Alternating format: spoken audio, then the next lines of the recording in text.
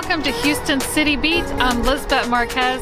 We are out here today at the Buffalo Bayou Park, about to take a tour of the Cistern. It's a one and only unique structure found here in Houston. Let's go.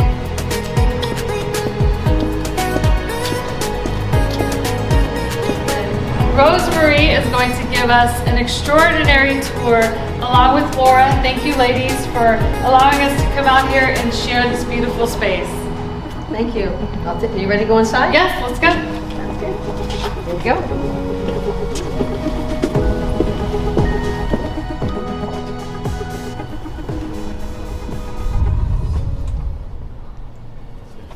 Rosemary, tell us about how the Buffalo Bayou Park has been involved in preserving and growing the awareness of this cistern here in Houston. Well, we want everybody to know about it, of course. We have our website, buffalobayou.org, but let's go back to the roots of how we ended up being involved in saving the space. All while this had this leak back in 2004 and finally gets formally decommissioned in 2007, and then the city of Houston was trying to get rid of the cistern because they were going to need to demolish it. It's no longer used as a water reservoir. And in 2010, Buffalo Bayou Partnership comes along, and they're restoring 160 acres along Buffalo Bayou from Sabine Street to Shepherd Street bridges, what we today call Buffalo Bayou Park. So they sent park designers down. Some of our original hatches and ladders is one on the other side of the spillway. They sent them down, and they came in here with flashlights. There was still a little bit of water in the bottom, and it was mostly drained though. And they shined those lights, and they saw this beautiful light reflection on these 221 columns. They heard this beautiful sound amplification, and they realized the space had to be preserved and not demolished. So they kind of found ways that they could take over the space, minimally alter it, and change it into a tour space open to the public. We officially opened, and the only changes that were made were the lighting. We have LED lighting, 4 emergency exits, our walkway, an entrance tunnel, and a dehumidification system. Those are the basic main changes. I've personally met Guy Hagstead on one of the boat tours, and he's a landscape architect and also a board member for Buffalo Bayou Partnership. And he's one of the first people who came down into the cistern, and he saw that beautiful light reflection and heard the echo, and he knew right away this had to be preserved. So the cistern was built in 1926 as an underground drinking water reservoir for the city of Houston. It was built by a local company, the Standard Construction Company, and they were kind enough to donate the original blueprints to us. We made high-resolution copies of them. The copies are hanging up inside our visitor center right behind the front desk. You might check them out. And then the chief engineer on the project, W.R. Hallway, was a well-known waterworks engineer from Tulsa, Oklahoma. The cistern cost $152,770 to build in 1926. In today's money, that's about $2.5 million, still a bargain.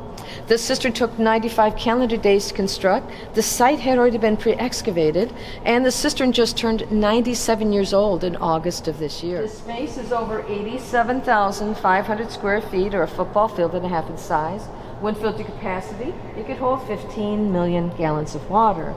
Now that original water came in from the west side where my light is pointed.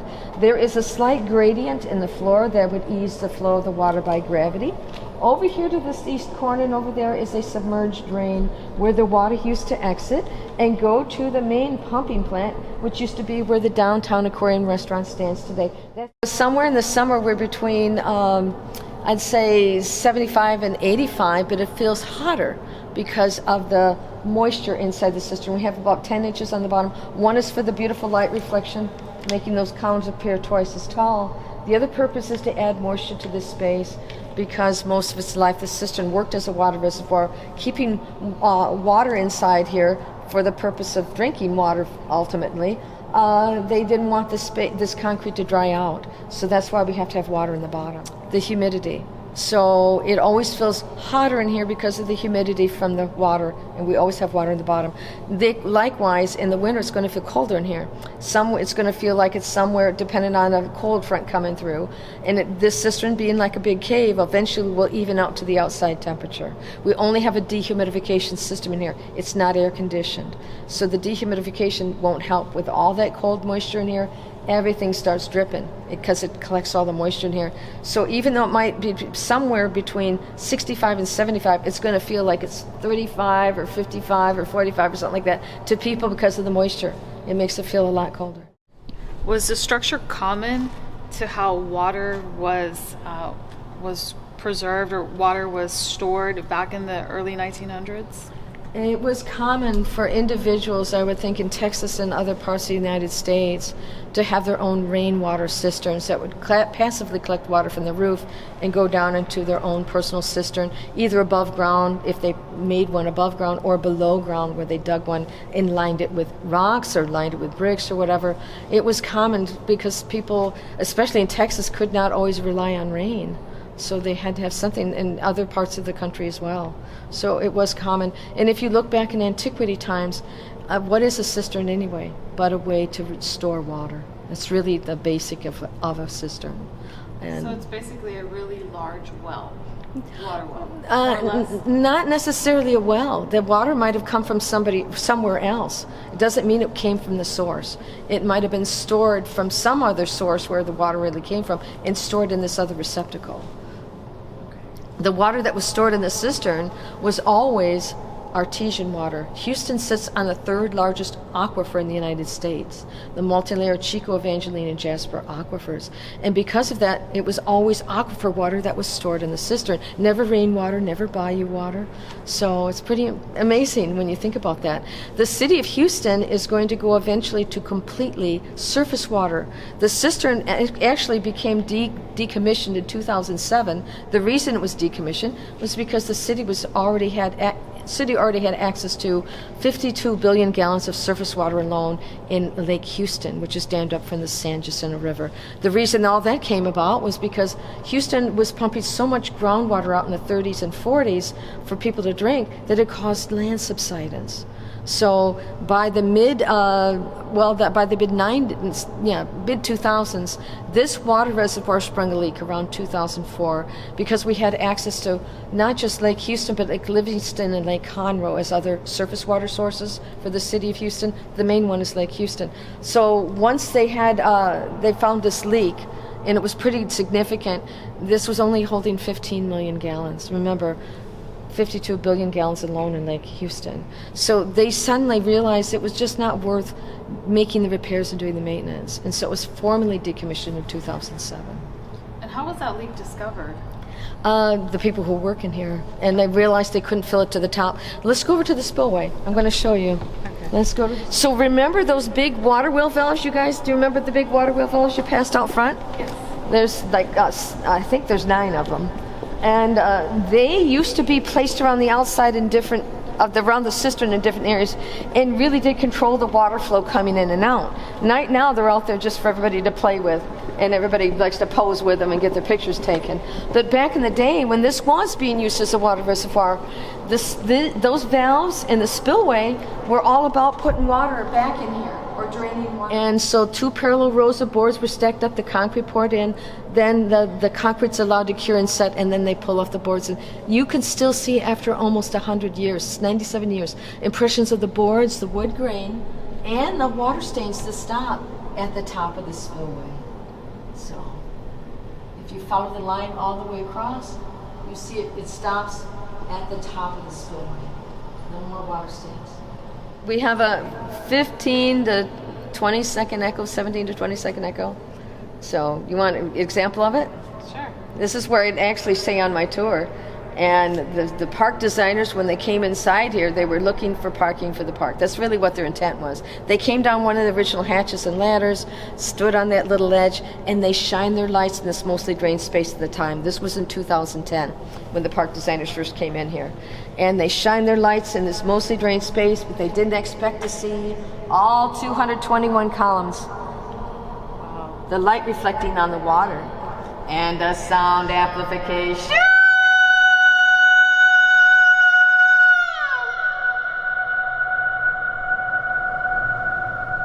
And then I tell everybody, we have to have a little fun in here. As I said earlier, no alterations can be made to the space. We cannot have food or drink in here. So that kind of limits it. You can't tie anything to anything. We're trying to preserve the space for many generations to come. So that really cuts it down. We have had proposals in here. We've had, with small groups. We've had one marriage, because it was a very small group. There were about 12 people total for the marriage in here. We've had some filming done in here for special things. We had a commercial done in here. They used 3 seconds of the filming done in here. A couple of music videos. Was it 21 Savage? I can't remember. Yeah, I think it was 21 Savage. Was on Jimmy Fallon, and they did a song in the bottom of the cistern some years back. Have a regular sound healing meditation that takes place in here. Crystal singing bowls are played right about near that entrance door we came in, and a 45-minute experience. People come on this wall and that wall. We have 20 people on one wall, 20 on the other. They come in with a yoga mat or a cushion. They lay down and close their eyes and take in that sound bath of the beautiful crystal singing bowls being played. We have periodic musical performances. We've had so many in the month of September and October. They're all sold out because, again, the space is limited by fire code, so we only sell 40 tickets for performances. The song, the Cistern song. How did the Cistern song come about? So the Cistern song came about was, I need to go back in time because I've been a tour guide for a while. So for the longest, when I first started out as a part-time tour guide, it was about a year into it, I realized at the end of the tour, I thought, oh, what if I sing at the end of the tour to add something different? Just something on the end of the tour. So I started singing, I think, God Bless America. And so I started singing that. And then as time went on, I switched it up and I went on to the Star Spangled Banner. I sang that at the end of the tour for a while. And then I moved on to America the Beautiful. I sang that at the end. And then finally I thought, I've written songs my whole life. I've sung my whole life, a cappella. I've never really been in big bands and all that. Little experiences here and there. And then I finally dawned on me, wait a second, Rosemary, I could write my own song for the Cistern. And so I went to bed a couple nights before Christmas of 2020, and I asked to be guided. And then I woke up in the middle of the night, and I was given the words. So I wrote down the words, and then I practiced with the melody coming to and from work, which is not that far from me. And then I debuted my song, The Cistern Is. But on September 9th of 2022, I was allowed to perform and give Her Majesty Queen Maxima of the Netherlands a little bit of the Cistern inside for 10 minutes. And she came in with some of the Dutch press, and I sang my Cistern Is song in English. After she left, I realized I felt horrible. I should have taken that time out to learn to sing my song in Dutch or in Spanish, because I believe she's originally from maybe Venezuela. I think that's where she's from. Anyway, but she speaks Spanish as well as Dutch. And so then I made a pact with myself that I would learn to sing my Cistern Is song as many languages as I possibly could, because of being inspired by Her Majesty. So I now can sing my song in German. This is the order I've learned them in: German, Spanish, French, Mandarin, Italian, Portuguese, Thai, Arabic, and Japanese. And I'm working on Hebrew right now. So the reason I'm doing this is because of the many guests who come from other places who speak these other languages, as well as the many guests who live here who speak these other languages. Assistena un bello espacio, ci luz interior y amor que fluye para todos faré y todos sentiré, para todos oiré y todos saberé que esta agua cure, que esta agua flua, deje este reflexo do amor crecer.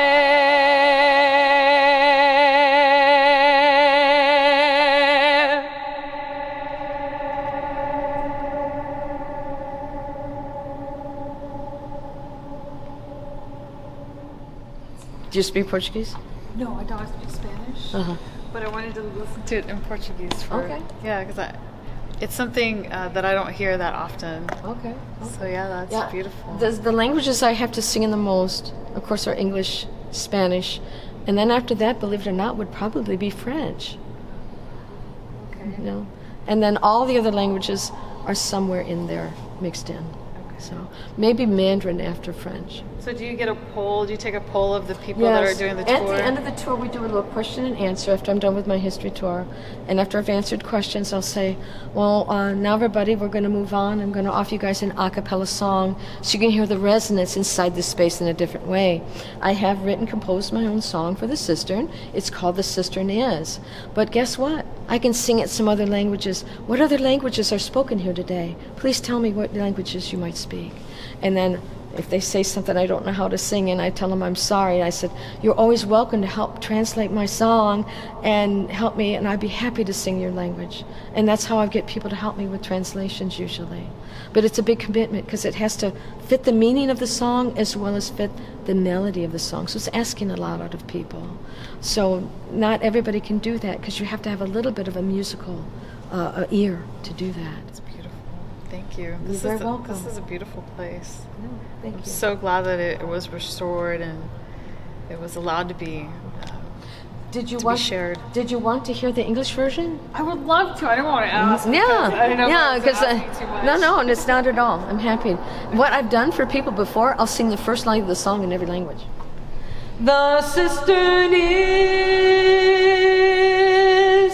a beautiful space of light within and love that flows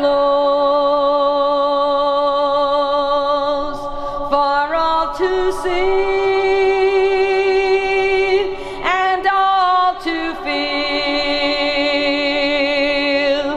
for all to hear and all to know.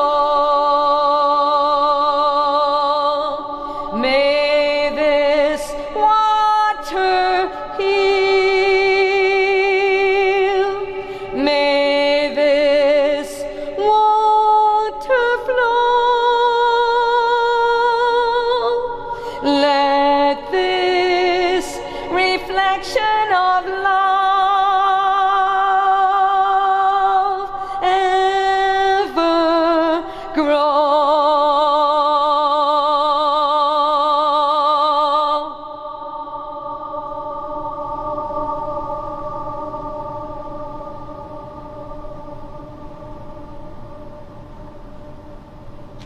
What does it mean to you to come here every day and give these tours that you give and the music that you created for this space, given your musical background? What does all of that mean for you? What it means to me is that this is part of my life journey, and I'm fulfilling it, and I know I'm fulfilling it, and I will continue to fulfill it as long as I am supposed to fulfill the role I'm in. I'm a person who's always felt guided in all that I do, and that I've been guided to do what I'm doing now, and I will continue to do this to the best of my ability for all those who come inside, who want to see the space, experience the space, and allow me to share it with them. I believe we're all on a journey together. And some people, it's so ironic to me that people will come on my tour and they said, oh, this is just what I needed today. Or, oh my gosh, the Cistern made me so happy. I'm so glad I stopped here. You know, I never know who's going to come in and just be really touched by it. And that makes me feel good about what I'm doing, of course. It makes me want to do it all the more, you know. Did I ever think I'd be doing this at this juncture of my maturity? No. But here I am, and I'm going to do it. I'm doing it. Close the door. Oh, here we go. Here we go. Lights are going out in there. And that wraps up our tour of the Cistern in Houston. Thank you, Rosemarie and Laura, for your time. This place is absolutely amazing. Come out and visit the Cistern.